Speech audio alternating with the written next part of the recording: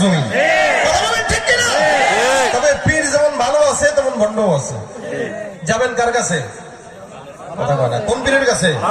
আহলে হক ভালো পীর, আল্লাহওয়ালা পীর, যেই পীর সারা রাত তাহাজ্জুদ পড়ে, যেই পীর হাতে তাসবিহ রাখে, এমন বুজুর্গ পীরের কাছে যাবেন যে পীরের কাছে গেলে নামাজ লাগে না, সিজদা দেওয়া লাগে, নারী নিয়ে গুতাগুতি করা লাগে। ওই পীর শয়তানের পীর, কোন মানুষের পীর হতে পারে না।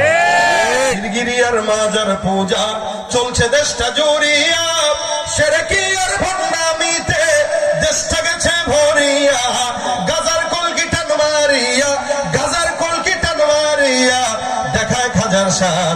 ওরা শিক্ষিত শয়তান, অশিক্ষিত শয়তান, ওরা শিক্ষিত শয়তান, ওরা শিক্ষিত শয়তান। নীতির ওই আখড়ায় বসে জাহির করে জ্ঞান, কলম দিয়ে কামায় টাকা ধরে সাধুর ভাব।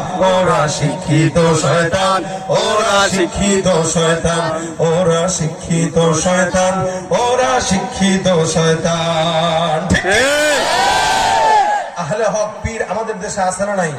অভাব আছে?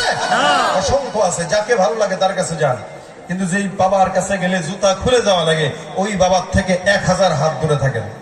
ট্রাকের পিছনে লেখা থাকে না 100 হাত দূরে থাকুন, তা আপনি 100 হাত দূরে থাকুন, ট্রাকের পিছনে লেখা থাকে কেন?